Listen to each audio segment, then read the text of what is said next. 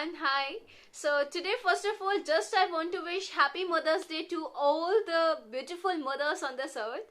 So on this special day, I just want to tell you a story, and this story is dedicated to all the beautiful mothers on this earth. This story is dedicated to all the hardworking mothers on this land. ये story आज उन सभी माओं के लिए, उन सभी mother's के लिए जो अपने बच्चों के लिए कुछ भी कर सकती हैं, anything, just because they want smile on their face. So जरा स्टोरी को ध्यान से सुनिएगा. एक बारी एक माँ और बेटा, बेटे का नाम था शामू. तो माँ और बेटा दोनों गांव में रहते थे. उनकी फैमिली में कोई और नहीं था, बस वो दोनों अकेले ही रहते थे. दोनों अपना पेट पालने के लिए, अपना पेट को भरने के लिए दिन रात मजदूरी करते थे, दिन रात मेहनत करते थे.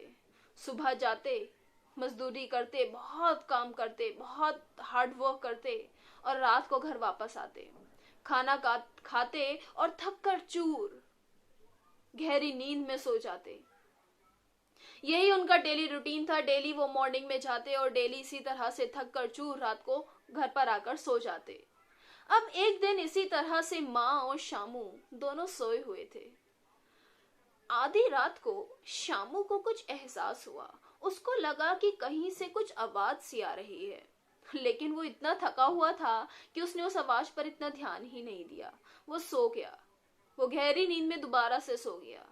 लेकिन दोबारा से कुछ देर बाद दोबारा से कुछ अजीब सी आवाज आई, कुछ सनसनाहट की आवाज आई. शामू की आंख खुली. शामू ने सोचा कि ये क्या है, ये कैसी आवाज है. इतने में आवाज, वो सनसनाहट की आवाज और बढ़ती चली गई. शामू खड़ा तो नहीं हो पाया क्योंकि वो बहुत ज्यादा थका हुआ था, लेकिन अब उसको नींद भी नहीं आ रही थी. और उसके दिमाग में सिर्फ एक ख्याल आ रहा था. उसको वो यही सोच रहा था कि आखिर ये कैसी आवाज है, ये क्या हो रहा है, ये किस चीज की आवाज आ रही है. और वो आवाज धीरे धीरे, वो सनसनाहट की आवाज धीरे धीरे बढ़ती चली गई. कुछ देर बाद शामू को ये एहसास हुआ कि आवाज किसी के कदमों की है. ये आवाज, ये अजीब सी आवाज किसी के पैरों की है, किसी के कदमों की है. वो थोड़ा और डरा और उसके दिमाग में अब ये ख्याल आने लगा कि इतनी रात को, आधी रात को आखिर कौन हो सकता है. इतने में वो पैरों की आवाज, वो कदमों की आवाज उसके घर की तरफ बढ़ती जाने लगी. शामू सोचने लगा कि इतनी रात को मेरे घर की तरफ कौन आ सकता है. इतने में वो सोच ही रहा था, अचानक से उसकी गेट खुला भी नहीं, और अचानक से उसने अपनी गेट की तरफ देखा. और उसने क्या देखा, एक अजीब सी सफेद सी छाया, एक सफेद सी रोशनी उसके घर के अंदर खड़ी हुई है. वो डर गया, वो सहम गया, और उसने डरती हुई आवाज से, एक सहमी हुई आवाज से उससे पूछा कि तुम कौन हो. उधर से कोई जवाब नहीं आया, लेकिन वो परछाई, वो छाया उसकी तरफ बढ़ती जा रही थी. शामू और डर गया. वो खड़ा हुआ, वो बैठा अपनी चारपाई पर. उसने चारपाई को कसकर पकड़ लिया और उसने दोबारा से पूछा कि तुम कौन हो. उधर से कोई जवाब नहीं आया. वो छाया, वो परछाई उसकी तरफ बढ़ती चलने लगी.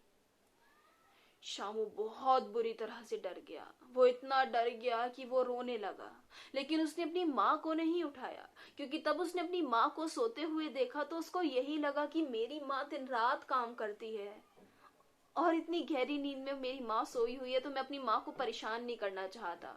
लेकिन यहाँ पे शामू भी बहुत डर गया था. उसने दोबारा से उससे पूछा कि तुम कौन हो, कहाँ से आए हो, और तुम क्यों मेरे यहाँ पर आए हो, तुम क्यों मेरे घर पर आए हो.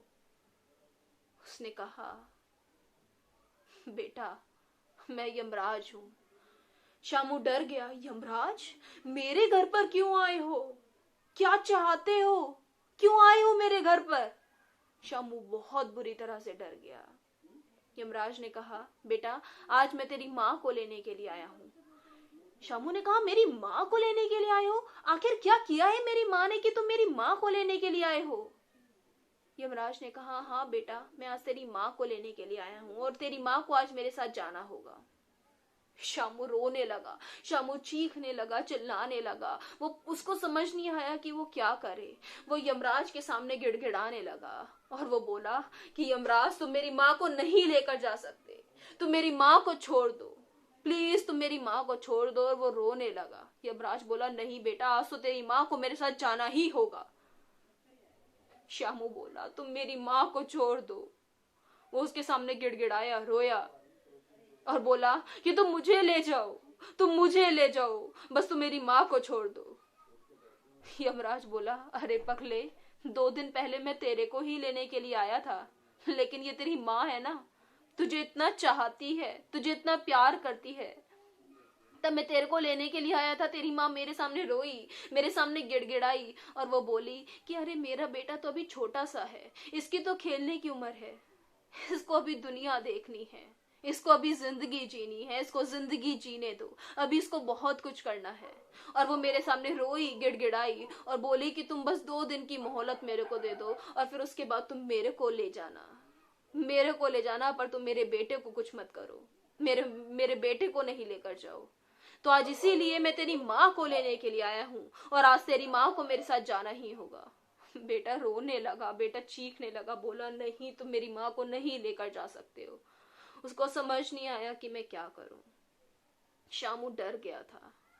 तो देखा आपने, एक माँ अपने बच्चों के लिए क्या कुछ नहीं करती। वो अपने बच्चों के लिए किसी भी हद तक जा सकती है, कुछ भी कर सकती है। क्यों? क्योंकि वो सिर्फ एक स्माइल, एक खुशी अपने बच्चों के चेहरे पर चाहती है। और वो क्या चाहती है कि उनके बच्चे सक्सेस हो, और तब वो खुशी, वो स्माइल वो अपने बच्चों के फेस पर देखती हैं तो शायद से उस खुशी का ठिकाना नहीं होता।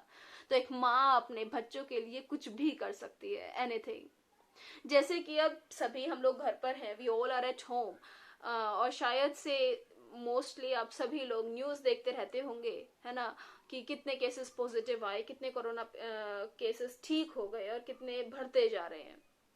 इसी तरह से मैं भी एक दिन टीवी देख रही थी और मैंने देखा कि एक माँ किस तरह से अपनी फीलिंग्स बता रही थी कि जिस तरह तब उनको पता चला कि वो कोरोना पॉजिटिव है और तब उनको क्वारंटाइन किया गया, तो बस उस टाइम पर वो यही दुआ कर रही थी, वो भगवान से यही दुआ कर रही थी कि भगवान बस मेरे बच्चों को कुछ ना हुआ हो, मेरे बच्चे बिल्कुल ठीक हो। तो ये होता है माँ का प्यार। एक माँ अपने बच्चों के लिए कुछ भी कर सकती है। So always respect your mother. It's your duty to give smile on their face. आप अपनी माँ के फेस पर स्माइल लेकर आए।